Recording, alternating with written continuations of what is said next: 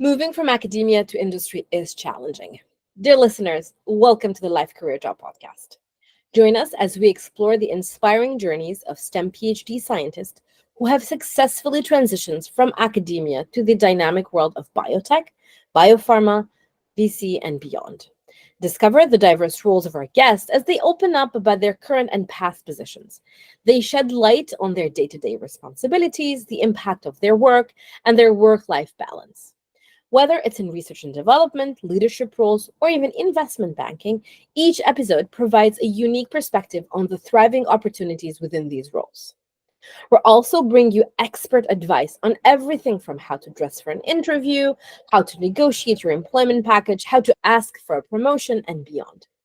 Life Career Job is a platform that we are building to help you navigate the challenges of finding your dream STEM job and building your ideal career path so that you can have the whole life that you want. We hope to serve as a beacon of guidance and inspiration in the tumultuous seas of STEM career path exploration. I am your host, Dr. Yamina Bershish, a passionate advocate for career advancement and the creator behind the very successful Dr. GPCR podcast and ecosystem. I obtained my PhD in biochemistry at the University of Montreal. This was followed by 2 postdocs, one at the Rockefeller University in New York City and a second at the National Institutes of Health in Bethesda, Maryland. Less than 11 months before COVID-19 hit, I moved to a senior scientist position at a small biotech company here in the Boston area. Since then, I've worked in sales and marketing at a global life sciences company and in commercialization at a nonprofit organization. And I am now back in the exciting world of biotech.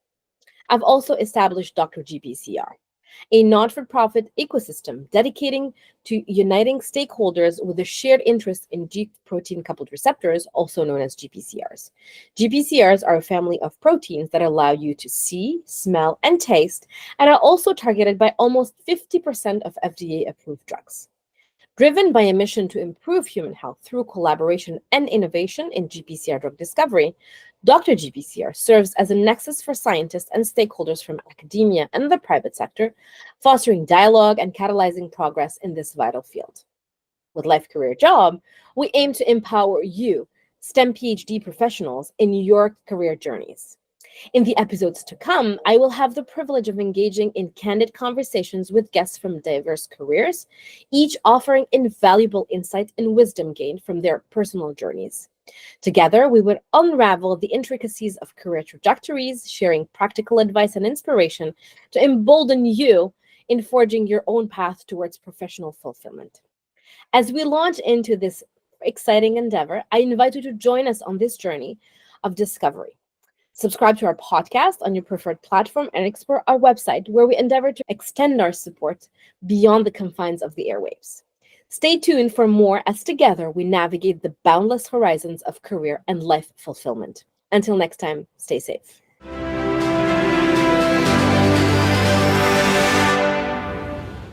Hello, everyone. This is Yamina with the Life Career Job Podcast. Very excited to start off our journey. And our first guest is David Cow. David, welcome. Thank you, Yamina. It's a pleasure to be on this show. Very excited to have you on. So how about we start at the beginning and you introduce yourself. Tell us who you are and what do you do? Sure. So I'm David. I am the founder of Target to Drug Bioadvisory. It is a consulting firm specifically for biotech startup companies in the therapeutic development space. So by background, I am a neuroscientist by training, and but I've spent the last 15, 16 years or so in the biotech industry. I worked for 2 different big pharmaceutical companies as well as 2 startup companies as well. So I started my own consulting firm just about 10 months ago. Wow. That is fantastic. So you mentioned that you're a neuroscientist by training. How did you get into neuroscience?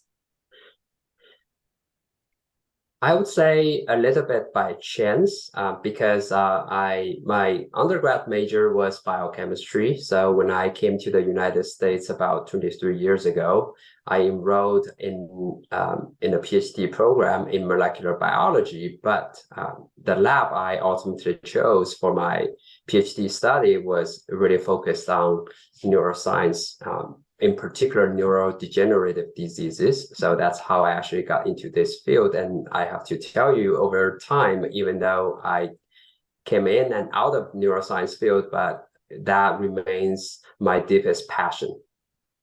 Your first love. Exactly. Yeah. That is great. So you enrolled into a PhD program here. I'm assuming you did a postdoc afterwards Yes, for 1 year. Yeah. for 1 year. And then what made you decide to go into industry? Well, that's a very interesting question. Happened years ago, so I have to try to kind of walk back and jog down the memory lane. But I think what happened was really I went into a lab that was actually very focused on using or leveraging microscopy to study neuroscience. So my project was specifically focused on looking at the role of autophagy in memory formation, that sort of thing. But I spent a lot of time in microscope darkroom, and after a few months, I realized I really needed more human interaction, and I didn't want to spend so much time in the darkroom. So I started to think about what alternative career paths I could have with my PhD training and with my passion for science. What else could I do instead of doing bench science?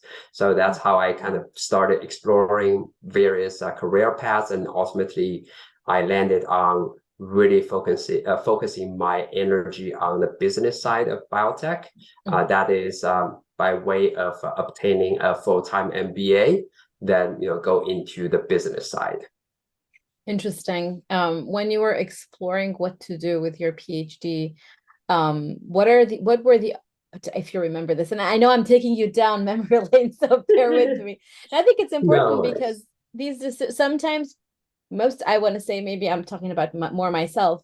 For me, I didn't plan that much forward, and I kind of reacted to things back in the day. And after a while, you realize that it's better if you're proactive, and then you plan. You may not land where you planned, but at least you have a route as to where you go.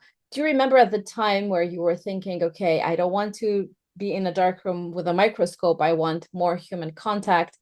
What was the thought process to getting to doing an MBA? Yeah, it's really a very interesting question, and I'm pretty sure your audience, especially those that are still doing pure science right now, might find this interesting. For me personally, so at that time I was at Duke University, and I for the first few months I started to kind of just look around and see what sort of a student organizations or student body sponsored events are when it comes to alternative career in science, right? So I attended a lot of seminars and just networked with people, and that really opened my eyes. But there are still a lot of different options you could pursue, such as a lot of people go into patent law, with a PhD degree. And of course, you can go into government research institutes as well. But ultimately, I would have, I think, medical degree is always an option as well. But ultimately, I decided on business side of things is really the fact that I don't like looking at legal documents all day long either. To me, that's similar to reading papers all day long. So I just wanted to, have a little bit of mix in my life. Sometimes you are actually really using your brain to think through things, and maybe developing some deliverables or documents. But a lot of other times you're just really trying to build relationship with people, right? That's what it's about as an MBA, right? Really just building relationship and networking. So that's, to me, that's my kind of happy medium between the hardcore science and also the business. I love it. And you touched on two interesting points. One is networking. Mhm. And I have a follow-up question on networking because that's easier said than done. Although, if you know what to do, then it can be very easy to do networking as well.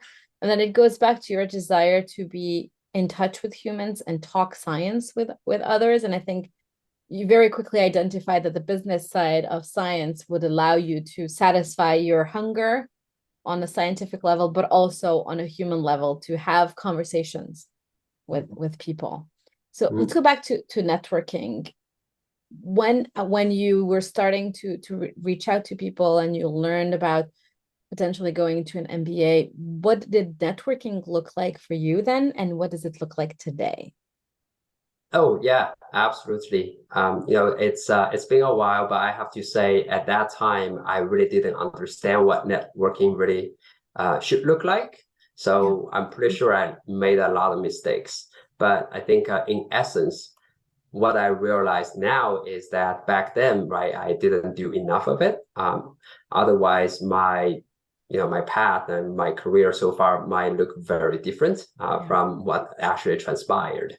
But anyway, I think what I would say about networking at that time is really kind of at that time not having that prior experience, there were a lot of things I think I could have done differently. For instance, right, if I had exposure of, for instance, student consulting club, then I would have considered that. Maybe if I had done that, maybe I could actually go straight into a consulting firm and not, completely bypass the requirement for MBA degree, right? So those are the things that I wish I had done, but at that time, either I didn't network enough or simply there wasn't one student consulting club around at Duke. That's also possible.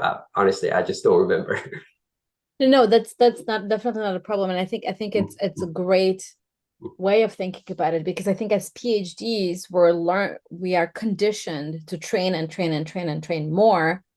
And hence, I'm not saying that your decision to do an MBA stemmed out of that, but even my instinct, especially when I was finishing my PhD, if I wanted to learn something or to get experience in something, it was more focused around learning and getting a piece of paper that says, I finished this course, Yeah, instead of working just a little bit harder towards getting real experience or real life work experience in that sense, maybe, where you have to yeah, convince somebody to actually hire you because you yeah, don't have the exact skills that they want, but you have the foundations and you can develop in that. yeah. That's such a great point. But that actually also reminds me of something else at the time that went through my head, which was I think now looking back, I also feel like because I came straight out of a PhD program, right? That's how I was trained and that's how I always thought about things. To your point about always want to have some kind of formal education or certificate, but one thing I actually, I would encourage anybody that's listening to your podcast and still thinking about how to make that transition is that, as a PhD student, right, I was trained to focus 120% on my research all the time, right? Publish the best paper that I could.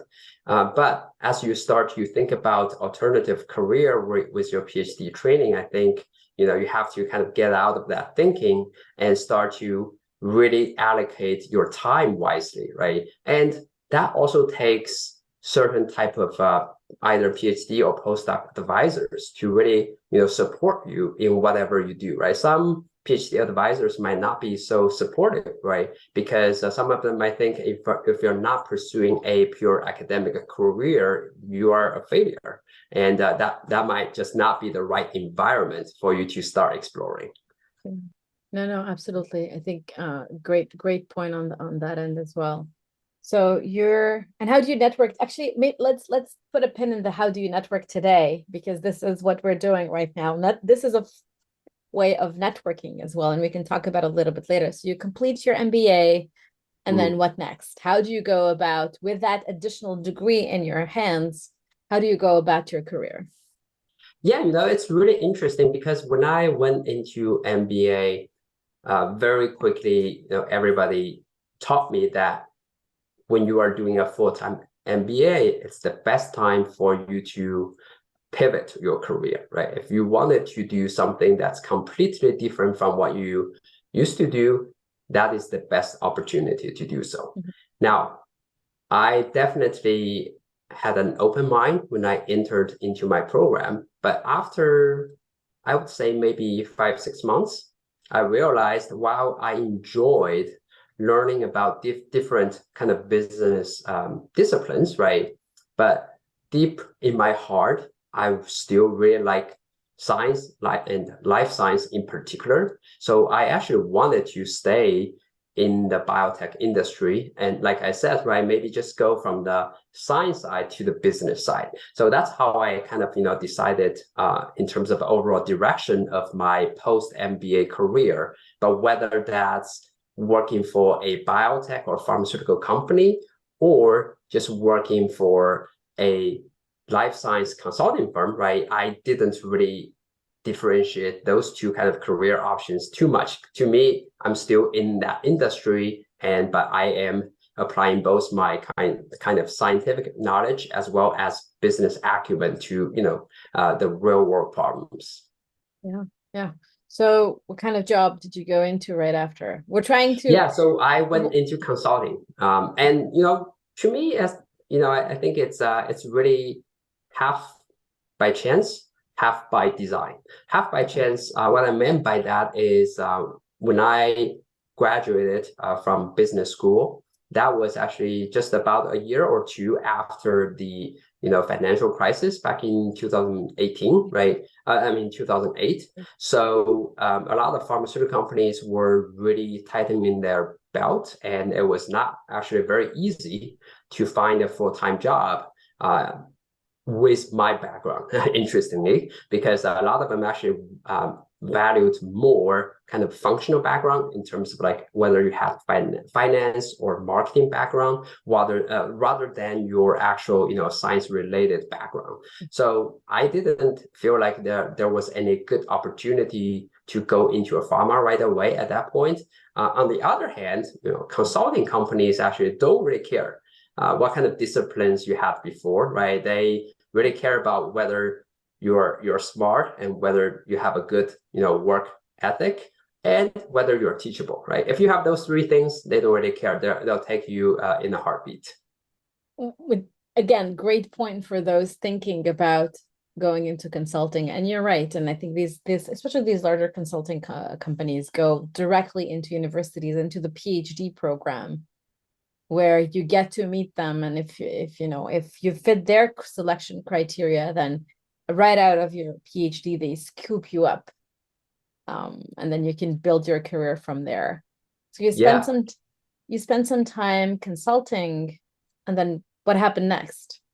What was your Yeah, so next opportunity? I did consulting for about 3.5 years, and that's when I would say probably before that, I started to realize consulting is not really at least doing consulting for a company isn't a long-term career for me. And mainly because I never felt I had any ownership of any of the projects I did, right? It's always my project sort of a cycle time is always about 2 to 3 months each time. Yeah. You do something for your client, you hand over to your client, then you wash your hands and you say bye bye, right? That's about it. And whether that project or the outcome of that project, right, becomes a key ingredient to the future success of your client, that's none of your concern, right? So I didn't feel the ownership there, and I wanted to actually see some things through, right? Either from going from preclinical into the clinical trial, or going from clinical development into commercialization. I want to actually have a little bit longer term ownership of something. That's how I made that decision to actually go into the industry. And so I joined AstraZeneca right after about 3.5 years in consulting. Mm-hmm, mm-hmm. And again, you make a great point about knowing what you would like to do and Mm-hmm. finding the position that fits your personality, Mm-hmm. your needs. And some people might like working on something for 3 months and then moving on to the next thing.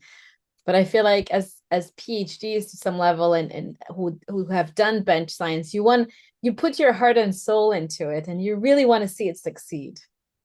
Yes, yeah, I think you explained better than I could. So then you moved on to AstraZeneca. What was your role there, and what came next? Anything interesting that you want to share with us from your experience at AstraZeneca compared to the consulting experience you had? Yeah, that job at that time was really a dream job for me, because I my responsibility was to do a lot of market research, insights, and forecasting work for their neuroscience pipeline drug, right? As I said, that's my biggest passion, neuroscience. So when I heard about that job opening, I was really, really excited because it's something that I'm very excited about, but at the same time, allows me to get into the industry, and also have ownership of more than just one asset. That's really interesting and cool. Yeah, no, I think it's a really nice experience where you get to do the work that you like, but also in a field that you're very interested in. You trained in neuroscience as well, so it's kind of like going home in big pharma. Yeah, yeah, absolutely. Yeah. And one thing I'll add here is just like when I was doing my PhD, right, you did all this early research work, but not knowing how it would actually all end, right? Would the companies or someone in the industry would ever pick up your discoveries and turn it into a therapy? Whereas at AstraZeneca, well, there's only one goal, which is turning something into a therapy that can actually benefit patients. That's amazing. So Yeah. what next after AstraZeneca? Well, after AstraZeneca, I actually had an opportunity to join a startup company in the Bay Area, which was actually founded by a friend of mine from graduate school. So we worked in the same lab. So that was, by the way, also very cool as well. But the backstory is that after almost 5 years at AstraZeneca, I heard a lot about startups, but at that time I was in Maryland. So, as you know, that's not a hot spot for biotech startups, right? But I heard about it and really wanted to actually just try it out and see if that's something I would like. So when this opportunity came up, right, all I can say is, great, I'm in.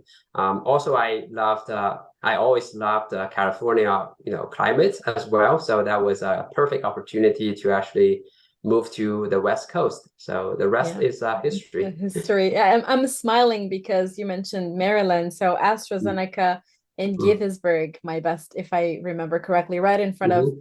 what was known as MedImmune there. So Yeah. I lived close. I lived in Germantown, so Mm-hmm. very close to that area. And you're right, it's not a hot spot for biotech or startups. It's been developing, but definitely I think the East Coast, the Boston, New York area, and then you have the West Coast for these things. And how That's right. Yeah. interesting, going back to the networking aspect. I mean, this job offer came to you from your colleague. You worked in the same lab, so Mm. it is very important to keep in touch because you never know where your next opportunity comes from. Yeah. Great point. Yeah. So, what did you do at this new startup in the Bay Area?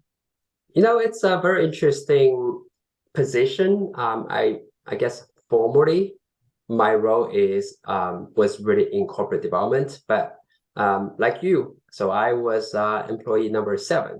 So all they had at that time was the CEO, the founder himself, and the CSO, and a few scientists and research associates. So I was probably the only non-science hire at that time. So naturally, my job doesn't stop with just corporate development, right? I did a Yeah. lot of other things, including, I'm not joking, right? Selecting the right kind of, file storage system. Hey, are we gonna do Dropbox or Box, right? So I did IT, accounting, and some other sorts of, procurement, operations, stash, and project management, you name it. Pretty much anything that doesn't involve picking up a pipette to do the actual experiment, I did it. I'm not surprised. That's the startup world, and it's not for everyone. But I think it gives you, it's interesting because I saw this picture. I think it was on LinkedIn where you had Darth Vader And under the description of Darth Vader, it said assistant to the Emperor. And then it had the LinkedIn version, which was a very long list of things Darth Vader was responsible for. And I thought it was hilarious. But in a startup, yes, there's so many things that you need to be doing. So it's exhilarating. It's amazing. Yet again, you have to be ready, willing, and able to be the janitor and the decision maker. Yes, yeah. It's like you said, it's not for everyone. Especially coming from a big pharma, it's not for everyone. Yeah. How was the adjustment? You mentioned big pharma, now that you mentioned you're at AstraZeneca and then you moved to a startup. How was the adjustment for you? I have to say, my adjustment is relatively easy for two reasons. One is I think because of my consulting experience, right, prior to joining AstraZeneca. In fact, I think my adjustment when I first joined AstraZeneca was bigger because in consulting, I did all sorts of different projects, right? So I felt like I knew a lot of different things within the biotech, industry. But when I got to AstraZeneca, such a big company, so I was told to actually just focus on your own function. If there's something else that actually needs the input from a different function, you wait for that input, right? You don't want to step on anyone's toes, even though you might be able to just do it yourself.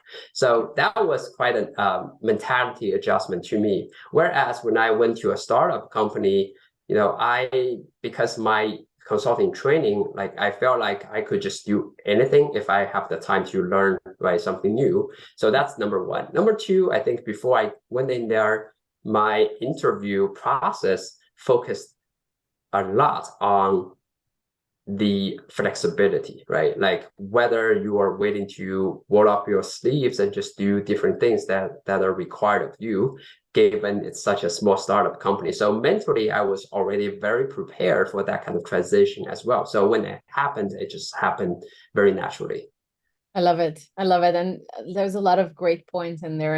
It goes back to knowing what you want, what you don't want, being flexible. So you need to be able to show when you interview that you have that flexibility. Come prepared with examples. When people ask you, tell me about a time, the question of tell me Mm. about a time when you had to show Yeah. flexibility or, something like that, which I think is a really, really great attribute. So you moved to the Bay Area, which I mean, I have to agree with you. The weather is just wonderful. And then you're at this startup, and then what next? Well, in the last few years, I have to say my career changes have been more than what I was expecting. Okay. Even I have to say, if you were a recruiter or hiring manager, when you look at my resume in the last few years, it's definitely going to give you a pause. But but when I started talking to people started to appreciate how much, was my voluntary action versus how much was out of my control, right? So the last Yeah. few years has been a really winding road. Let me put it that way. Just Yeah. different things, kind of happened unexpectedly. But overall, I would say I never regretted actually moving my entire family to the West Coast, to the Bay Area specifically, just because, like when I, first left my PhD program, went to Duke, that really opened my eyes about different career possibilities with a PhD degree, right? When I moved to the Bay Area, opened up my eyes again. It's just there are so many different opportunities in the industry, right? It's no longer just and I get this position or that position with within a big pharma. Now you're talking within startup, there are different career options as well, right? So that's really, really cool for me. No, agreed. And I think this shows your ability to adapt, and you can have multiple roles that have different titles, but ultimately you have the skills to fill those shoes every time. And sometimes You can spend some time at a company doing one type of things, and then an opportunity presents itself. It's like I feel like the West Coast and the Bay Area is like the Boston area. I mean, you drop a pin and there's 10 startups. And then 2 years later, there's a whole new makeup of startups in the same pin Yeah. area. Um, and I think it shows flexibility. It shows your ability to adapt and always stay in line with what are your needs from a professional perspective. Like, for example, you mentioned at the beginning, you didn't want to spend time in the dark room with a microscope, which I think I can understand that. That's a whole other type of career. So how did you get, or how did you decide to, and yes, how did you decide to start your own consultancy firm? Yeah, sure. I realized actually I probably didn't properly answer your previous question, right? But long story short, in the last 4 years, I spent time at two different startup companies and sandwiched, well, in between also Gilead, which is another big biotech or pharmaceutical company as well, for various reasons. But anyway, that whole experience, even though it's not super long, really equipped me with a fresh perspective in terms of what startup companies really need, right? So I'll give you two examples. Well, one is the first startup I joined when I left AstraZeneca. That was a pure neuro focused company. Then the second startup company I joined as of last year, I was still with the company. It was an AI-enabled drug discovery company for small molecules, right? As you can imagine, last few years, we have seen the explosion of AI drug discovery. So to me, that was a very opportune time to actually join such a startup. But by the end of it, I started to realize, more or less towards the end of last year, that with my big pharma experience, but also now having the firsthand experiences, working at very exciting startup companies as well, I have this unique perspective in terms of what startup companies really need and what kind of mistakes they tend to make in the beginning days, particularly around their portfolio construction and selection. At the same time, I also have the big pharma sort of best practice perspective, right? If you have all the resources and people in the world, what is the proper way to assess a situation and make the right decision? And how do I actually modify those kind of solutions to cater to the needs and the resource constraints of a startup company? That's when I started to think about, hey, maybe there is a very unique opportunity here for me to actually start my own business and really focus on helping startup companies. Because I could, when I decided to do my startup or my own consulting firm, I could very well go back to my roots of what I did at a big pharma, right? And believe me, there are plenty of opportunities there. You can, generate a lot of business doing the things I used to do at big pharma. But I didn't want to do that because to me, that wasn't, that's something I used to do a lot, and it's not very exciting to me anymore. What I really wanted to do based on my experience in the last few years, is really trying to help the entrepreneurs with the best ideas in the world, but make sure they're making the right strategic decisions at the very beginning. Yeah, and I think as you mentioned, you've seen it all. You've seen a lot of things. You've seen it all in different settings, and keep pulling that information and having lived through those situations is very helpful so that you can advise companies. Um, you know, your consulting firm is called Targets to Drug, and you can help them figure out what the best targets, especially if it's a platform company, which there's plenty of. What would be the good targets to apply the platform to, and then help them get to that drug. I think that's a really unique perspective. Um, I had a question, and you can tell me if it was planned or not, but when you were finishing up your PhD, did you ever think that you would get to where you are today? Did you plan anything out, or you kind of planned as you went with the experiences that you had? not a chance. There was no way 20 years ago, or less than 20 years ago, I would have seen what I'm doing right now. No way. But I will say, when when you look at the whole body of the experience in the last 15 years, right? The choice I made last year, towards the end of last year, it would not be a surprise, because given all my experiences at big pharma and all the ups and downs with biotech companies, this just all made sense to me. Yeah, yeah. So in retrospect, it makes sense, but you were not, but not planned 15 years ago. No way. So what does your day look like today as a consultant? So I don't think there's a typical day, but what I really like about what I'm doing right now is a couple of things. One is really having that flexibility in my schedule, right? As we were just chatting before you started recording about your days nowadays, working at a startup company, right? It's just a lot of meetings, used to be, right? But that's not my problem anymore, because nowadays, as an independent consultant or advisor to my clients, right? These are billable hours, so nobody wants to just grab me, have a random chat, and pay me, right? So they always come to me with concrete things to talk about, right? So I don't have a lot of meetings, so that's number one thing. But what I typically do is, in the morning, I drop off my kids at school, then I would start actually working on. Well, actually, I wouldn't start right away. Usually, I would kind of start to just go through the industry news for the first half hour, 1 hour. And if I see something that's really interesting, but at the same time I have something unique to say about it, I would actually post something on LinkedIn. So it's another way for me to kind of generate this visibility within the community, since my company is a new consulting firm, so I need that visibility, right?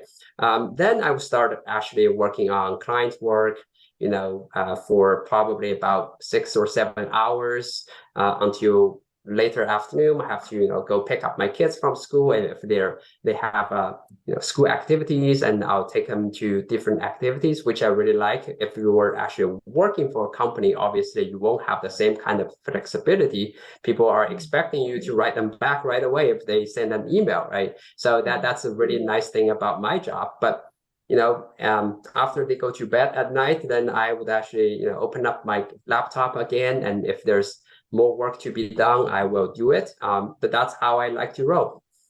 I love it. I love it. And my next question would have been, how do you juggle between all your obligations? But you just answered it.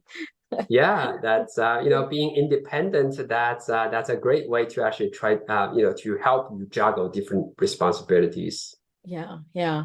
I have another question. Now, since that you're independent, and you mentioned all the positives of being independent, when you started out with zero customers or almost zero customers, how did you handle that uncertainty, if there was any at all? Well, so I think this is something, if anybody on this, listening to this show is thinking about being an independent consultant, right? That's the number one uncertainty that nobody likes. But I think, well, at least for me, when I decided to do this, I was ready for this, right? And number one, financially, you have to be in a good position to be able to weather the storm, especially in the beginning, right? But secondly, it's also important to realize, especially in the beginning, your business is going to fluctuate, right? You might, especially in my business, because I really focus on helping startup companies. So these companies are not going to be able to afford me long term. They typically come to me with very specific strategic questions, which I can help address in a matter of a few weeks or a few months, after which their job is to roll up their sleeves and do the experiments that need to be done and generate data and raise more money, right? They don't need me all the time. So what that translates to me is I need to constantly look for new clients. And sometimes you are more successful than others. So, your revenue stream is not going to be a steady paycheck anymore. So you have to be, okay with that as well. No, and then you make a great point, and it's something that people need to think about in general. The other thing I wanted to get back to is you mentioning when you were describing your day, going on LinkedIn and posting. I love your posts. I don't always read them all. I just read the beginning, and I always like them because they're so informative. So I would encourage everyone listening to Appreciate it. the show to talk to you and reach out to you on LinkedIn and follow you, because I think you're really spot on with your LinkedIn posts. Very much appreciated. Thank you so much. All right, I have a couple of concluding questions, and it's more about advice based on your experience. And I think we touched upon the uncertainty and the no steady paycheck aspect of your current work. What is your advice to people who want to build a career in your industry, who want to be independent consultants? Oh, wow. So since I'm relatively new, right, take it with a grain of salt. But I would say, to me, my biggest learning so far is just network, right? If you can, try to build up your network years before you decide to do this, because trust me, it's so much easier to sell a project to somebody you already know and have worked with than somebody that's just reading your post from LinkedIn. Yeah. So build your network. And also, secondly, like, of course, that's something that I can't change or go back, right? So I have to work with the network I already have right now. And Yeah. the other learning for me is that you'll be surprised by how much network you actually have. Because in the beginning, when I first started, I started with a much shorter list of people that I knew that I could potentially talk to. But then as I really start expanding, I was like, wow, I didn't realize I could actually get in touch with so many more people than uh, I spent 5 seconds thinking through, right? If you spend 30 minutes thinking through, I'm pretty sure you'll have a much longer list of people you can call upon. This is super important advice. And I think it's exponential. It's that 0 to 1 phase that is difficult. And then after that, once you've been in circulation and you've spoken to people, you've worked with people, it's a lot of word of mouth. Where people say, "Oh, I worked with David. Let me introduce you because I know that you will need this," and eventually it develops into this wide network where at some point, and I hope this for you, that you'll be able to say, "Well, actually, I I don't have time right now. Can you call me back next week?" Or maybe then it will be time to build a larger team for yourself where you can handle more requests. Yes, I'm looking forward to that day. I hope that'll come really quickly. And in the beginning we talked a little bit about networking and how you used to do it. How do you network now? Well, so one nice thing about being an independent consultant is that back in the day when let me use an example just for contrast. When I was at AstraZeneca, right? It's a big company, but I never took the advantage of getting to know as many people as possible. I always kind of, had a very good relationship with people I worked with, but I never actually took the time to really kind of expand my network outside the core working team I was working with. And this is something I really want to share with your audience, that is that especially for me, I'm Chinese. The way I grew up is really kind of hunker down and do your job, right? That was my mentality back in the day when I was working for AZ. So I regret it because I should have spent much more time talking to people working outside my functional area or or therapeutic area as well. So I could have had a much larger network, right? And who knows, right? Now I could actually easily tap into that network and develop more customers, right? But now having learned that lesson, right, what I do now is, of course, being the independent consultant, I can choose whatever conferences or networking events I can go to and just talk to random people. And, the truth is that you're not going to just get a new client or new project by talking to someone for the first time, right? So it's you really have to have that long-term view of just getting to know someone first, building that relationship over time. Then eventually something might come out of it. But if it doesn't, you got nothing to lose. No, I think this is amazing advice. And one realization as you were speaking is, and one piece of I'd like to highlight is the environment that you're in today is also a phenomenal ground to start networking with the people that you work with the larger circle of your environment. So I'm thinking here, if the listener is a PhD student, and it happened to you as well. So you were in the same lab with a colleague, and then years later you ended up working together and you were employee number 7 at the company. But having the opportunity and taking the time to talking to people from a variety of departments, of fields, you can do this at conferences, and I think it's really, really valuable. I love it.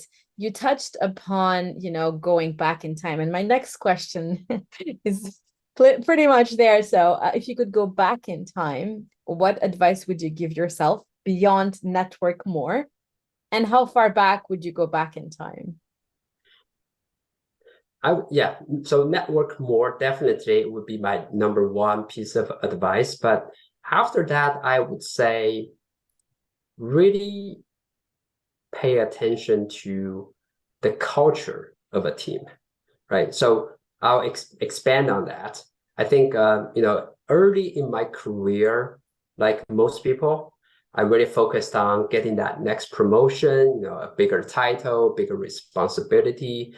And that happened when I was evaluating internal opportunities at a big pharma or external opportunities. But little did I realize that how important it is to actually work in a team with the right culture. And I did learn that mistake, or did make learn that lesson in a hard way. When I was at AZ, I have to say I was lucky that all my managers, all my teams were great teams and great managers.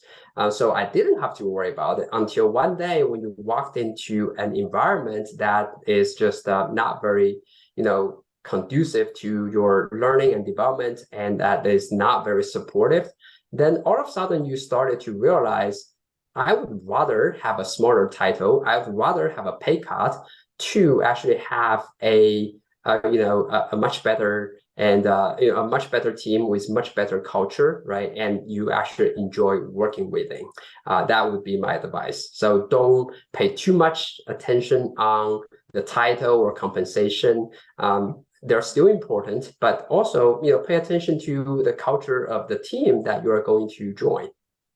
No, I think this is a great point. And let me ask you this. How do you, if you were, let's say you're not a consultant and you're looking for a job and you're interviewing at a place, how do you think about detecting or asking questions about the company culture? Obviously you're there for a 1-day interview typically, so you don't get a chance to really, you develop relationships and you realize things as you spend time with people. But if you were at a company 1 day for an interview, what are the type of questions that you would be asking to kind of get a sense of how the culture is at that company? That's such a great question. I'm thinking maybe on two fronts. One is that, obviously what you can do is, and frankly, I don't think I've ever done this before, is just, especially when I was applying for a job at a big pharma, just check within your network whether anybody in your network actually knew, right, the people that you're going to be working with or you're going to be reporting to, right? That's important. Just do a little bit detective work early on, leveraging your network. That's important. Then I think, the second thing I would say is just, when you walk into an interview, don't be shy, because it's really a two-way interview, right? It's not just the employer interviewing you, but you're also interviewing the manager and your teammates as well. And so, number one, ask questions that if you have any concerns, but just be more cognizant and be more observing about what's going on, right? Watch for the body language and things of that nature. Especially of course the COVID situation doesn't make it easier right now. Everything is a Zoom call interview, but back in the day, when you were able to actually go into an office to have an interview, you can definitely have a little bit more kind of insights into how well functioning that team was. No, I think that's phenomenal advice. And two things I'd like to highlight. One, when you mentioned that they're interviewing you and you are interviewing them, that's very important to highlight, because it is true, no matter what. And sometimes thinking about myself, when I was in a situation where that was the only interview that I had, then I might have felt like, I depend on this, because obviously you have to pay the bills at the end of the day. But that also transpires, I think, in your body language, in the way you present yourself, and the way you communicate. And the other thing is, yes, ask questions. Was the type of questions about culture would be, what I like to ask people is, how do you celebrate success? That's a great question. That's what I think about, because if somebody tells me, well, we don't, I don't know what that means. But if do you celebrate failure, right? Equally important. Exactly. Or you can also ask them, tell me about a time where, the team had a big deadline they needed to reach. How did that look like on their end? So the situational questions can go both ways. Yeah, absolutely. Awesome. All right. How much do you think luck versus hard work help you to get to where you are today? I think you touched upon it a little bit. Yeah, frankly, just personal philosophy, I don't believe in luck. Well, in our business, of course, you need luck on your side sometimes too, right? But to achieve consistent success, right, it's definitely about hard work more so than luck. But I would say, working smart is equally important as well, right? In the most efficient way is also very important. Agreed. And I think, and I don't believe in pure luck. What I believe in is hard work and smart work more than hard work, where you working in a smart fashion and things will start to line up. And I don't know if you consider that luck or not. You could, but if you work in a smart way, you network, you talk to people without expecting anything in return. You mentioned going to networking events and talking to random people at the networking event, going to conferences, meeting people. You never know when an opportunity comes up. So I think keeping an open mind, and that's the luck component in these things. Yes, absolutely agree. All right, David, last question. Any other wisdom words for our audience? I think I might be running the danger of plagiarism, but this is one piece of advice I really wanted to really relay. So I went to University of Alabama for my PhD, right? So naturally, I'm a big fan of Alabama football, but above all else, I'm a very big fan of our coach, Nick Saban, right? So one of the things he's known for is really focus on the process, right? So this is something I really want to kind of relay to everybody that's listening to your show, which is just focus on the process, focus on the fundamentals that you're doing. If you believe you have a good process, you have the good fundamentals, good outcomes will come. It's not going to come necessarily next day or next month, but it will come, right? So you kind of have to have that faith in your process. Yeah. Yeah. No, I love it. I have goosebumps. I love it because I think process is everything. And the better you develop your process, the more efficient you become at it. The more efficient you're at it, the less energy it'll take you because you get Mm. used to it. And this can be applied to anything, not only in work and even the way you load and unload the dishwasher. If you put things in the right order and then you just make a movement and then you put it away, it's faster than Yeah. trying to think about where do things go. Um, Mhm. Right. so Yeah. Yeah. that's amazing. Yeah. Yeah. What And I actually would just is add, I mean, I think when I say process, right, it's not only about, oh, how the operational process. I want to expand on that. It's not just that, but also just, are you doing the right things for what you are trying to achieve, right? So for instance, I'll give you a very concrete example. In the beginning, first few months, right? Now, when I started my business, I didn't get too many clients. And my wife was getting worried, naturally. But I said, "Don't worry. Just look at what I'm doing on a daily basis. Am I doing all the things that need to be done in order to have a successful consulting business, right? If you're networking, if you are trying to, build content on LinkedIn to get more visibility, all those things. If you're doing those things, success will come. It might not be next day or next month, but they will yeah. come." Exactly. And I think the faith component is not, and Mm. just like the luck component is not Yeah. just wishful thinking, is really putting together the building blocks that you need to have in order to build towards that success.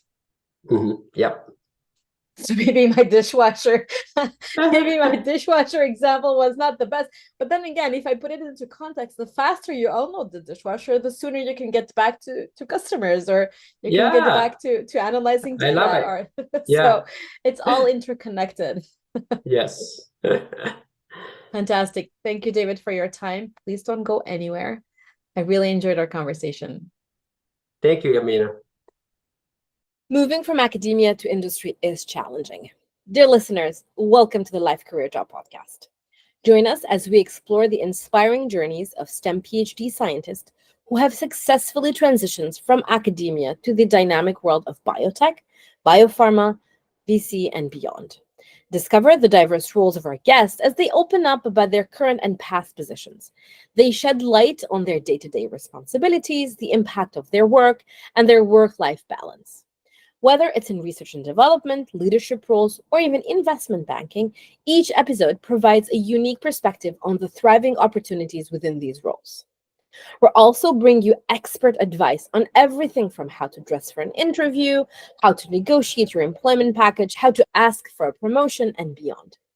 Life Career Job is a platform that we are building to help you navigate the challenges of finding your dream STEM job and building your ideal career path so that you can have the whole life that you want. We hope to serve as a beacon of guidance and inspiration in the tumultuous seas of STEM career path exploration. I am your host, Dr. Yamina Bershish, a passionate advocate for career advancement and the creator behind the very successful Dr. GPCR podcast and ecosystem. I obtained my PhD in biochemistry at the University of Montreal. This was followed by two postdocs, one at the Rockefeller University in New York City and a second at the National Institutes of Health in Bethesda, Maryland. Less than 11 months before COVID-19 hit, I moved to a senior scientist position at a small biotech company here in the Boston area. Since then, I've worked in sales and marketing at a global life sciences company and in commercialization at a nonprofit organization. And I am now back in the exciting world of biotech. I've also established Dr. GPCR, a not for profit ecosystem dedicating to uniting stakeholders with a shared interest in G protein coupled receptors, also known as GPCRs. GPCRs are a family of proteins that allow you to see, smell, and taste, and are also targeted by almost 50% of FDA approved drugs. Driven by a mission to improve human health through collaboration and innovation in GPCR drug discovery, Dr. GPCR serves as a nexus for scientists and stakeholders from academia and the private sector, fostering dialogue and catalyzing progress in this vital field. With Life Career Job, we aim to empower you, STEM PhD professionals, in your career journeys. In the episodes to come, I will have the privilege of engaging in candid conversations with guests from diverse careers, each offering invaluable insight and wisdom gained from their personal journeys. Together, we would unravel the intricacies of career trajectories, sharing practical advice and inspiration to embolden you in forging your own path towards professional fulfillment. As we launch into this exciting endeavor, I invite you to join us on this journey of discovery. Subscribe to our podcast on your preferred platform and explore our website, where we endeavor to extend our support beyond the confines of the airwaves. Stay tuned for more as together we navigate the boundless horizons of career and life fulfillment. Until next time, stay safe.